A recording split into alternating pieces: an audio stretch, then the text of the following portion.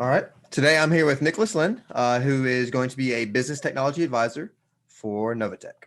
That's right. Um, I am a student at MTSU, and today I will be conducting an interview, if that is all right with you. Yeah, it's perfectly fine, man. This interview will take around 7 to 20 minutes and will both be audio and video recorded, if that's all right. Also, Yeah, that sounds good. all righty. Well, the first question that I'm going to have for you today is where have you received most of your training when it comes to the career path that you've chosen? No, that's a really good question. So I will say that I've never really directly had a job that has impacted my sales experience. Really, I've learned all of my knowledge and experience from Middle Tennessee State, just from Professor Coates's sales program. Honestly, I've learned a lot of professional sales strategies, tactics. I've gained confidence in myself. I've become a better speaker, and all of my sales skills really comes from the sales program. Awesome. And would you say that when it comes to like understanding how to speak and at a slower pace and use your time more wisely, would you say that is a really like I guess important factor when it comes to sales? I guess that you would say.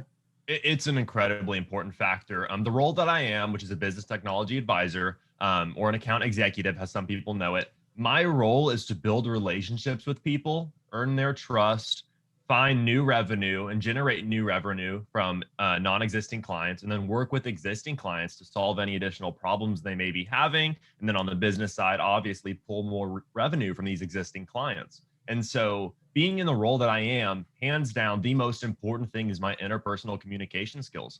Can I sit down with someone and have a goal oriented and goal driven conversation where we both talk, we have an enjoyable conversation, but we also get what needs to be done?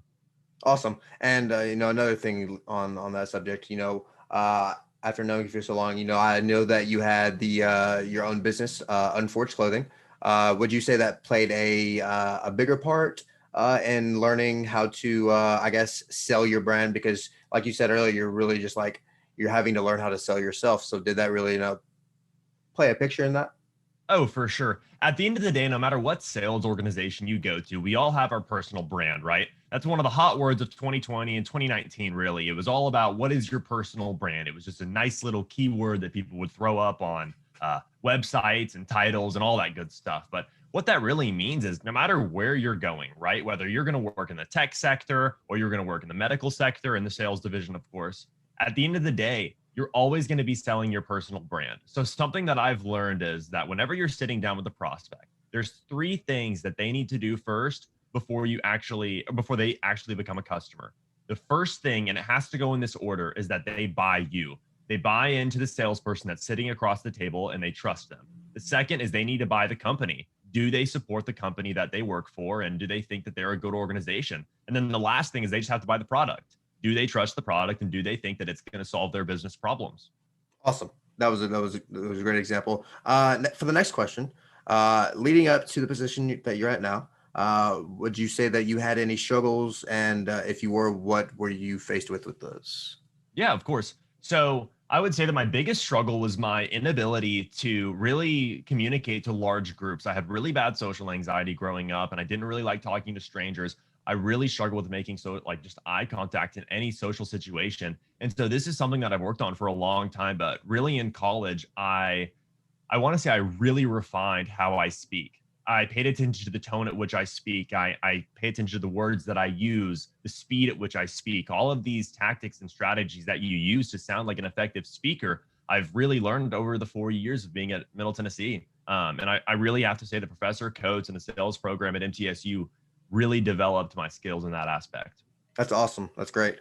Um, for the next question, what are some important lessons or knowledge that you could really, if someone were other than myself were to come up and be like, hey, what are some advice or some tips that going into this type of career? What are some things that you might recommend to them?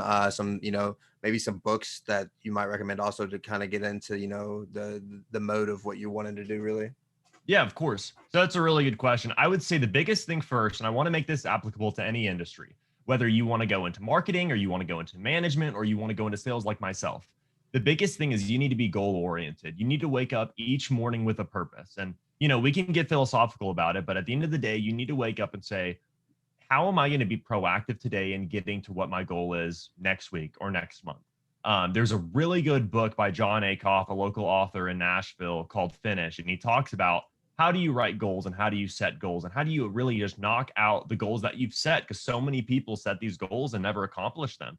And so I believe that if you're a goal driven person and you wake up in the morning and you're proactive each day, just a little bit to crush those goals, then no matter what industry or sector you want to go in, you're going to be successful and you're going to find yourself in a position where you have a job before you graduate. Because as you were going through, your senior year, you were proactive and you had goals of I'm going to have 5 interviews this week. I'm going to have 10 interviews this week, something along those lines. I'm going to message so many people. I'm going to email so many people. It's going to get you to where you want to go. So what you're saying is, obviously, if the way to succeed, not only it's not the only way to succeed, but Yeah, one of the main keys to succeed is to make sure that you have these goals and that you set these goals, but not, obviously unachievable, but the fact, hmm, make them at least achievable so you can, have that good feeling of achieving them. exactly. So the book actually talks about that, setting unrealistic goals. Those are actually, it's not a great strategy because when you don't knock those goals out, you never get the motivation. But what happens is when you set what they call the small goals, right? Sure. The goals that are basically, of course, you can knock it out. It's insanely realistic, but when you do it, it motivates you to hit that next goal. So you have basically a snowball effect of you just knocking out these bigger and bigger and bigger goals, and to the point where it becomes a lifestyle. So yeah, you're exactly right. Awesome. That's great. For our next question, really looking back to, obviously you're a senior and you're graduating here in about a month. Looking back to some of the things, would there be anything that you would kind of, change or do differently to, uh, I guess, achieve the goal that you're looking for? Yeah, and so I'll say, man, you have all these goals, but life is life at the end of the day. Your goals are going to change, life is going to change, and the path you think you're going to end up in is going to change. For the longest for me out of college, it was my goal to score an entry-level financial analyst position. And after I worked and interviewed with so many people, I realized that that goal wasn't achievable due to not being a finance or accounting major. I was getting turned down by a lot of people just for that criteria. And so I realized, man, this might not be the path for me right now. So I switched my goals. I said, okay, my next goals, I want to discover another area that I could work in that I think I do really well in. And that's where I got introduced into sales. And after I pursued a career in sales and I decided this is what I want to do out of college, I made it my goal to find, an organization that I'd really fit in. I love the company culture that offers great growth potential. And that's how I found Novatech. So going back on it, like your goals are going to change, right? And whatever, so many people change their majors. I changed my major back in freshman year of college. So it's normal stuff. But updating your goals, making sure you're hitting them, and just staying on top of yourself is the most important thing you could do in your undergrad. Sure. That's awesome. That was a great answer. And this is also here's another question for you. So, looking, 5, 10 years down the line, obviously going into being the business technology advisor for Novatech, is there, a bigger picture that you want instead of, obviously, wanting to just, work for this company? Are you wanting to, have your own company, become an entrepreneur for yourself and, grow from there? Yeah, of course. So, like I said, you have these small steps and these big steps, small goals, big goals, right? And one of my small to mid-sized goals was, get a job out of college in the sales organization. So I hit it with Novatech. But I could sit here and be like, the pay is great, especially if I'm making 90, almost six figures, then I could easily just stay content, right? And then I could just go away with all the goals that I have set.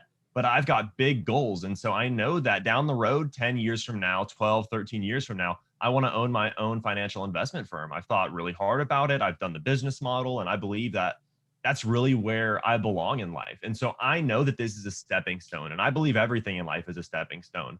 But I realize that this is where I need to be right now, but this isn't where I need to be 15 years down the road. Does that make sense? Of course. And, listening to a lot of these things that you've said, it's really, opened my mind about honestly a lot of things. And you really just shown me that, if, as long as you set these goals and that you make sure that they are reachable and obtainable instead of, just something out of the blue and crazy, Right. that, it will help you progress and you'll grow, and Hmm. it will allow you to really be true to yourself about it.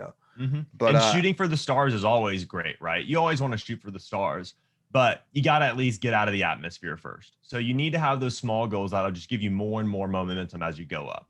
awesome. Well, Nick, I love this was a great interview. I appreciate you spending your time. Yeah. And I hope that we can sometime speak other on this. So, Yeah, man. Sounds great to me. all Thank you righty. so much. I Have a appreciate it. wonderful evening. Yep. You too. Yeah.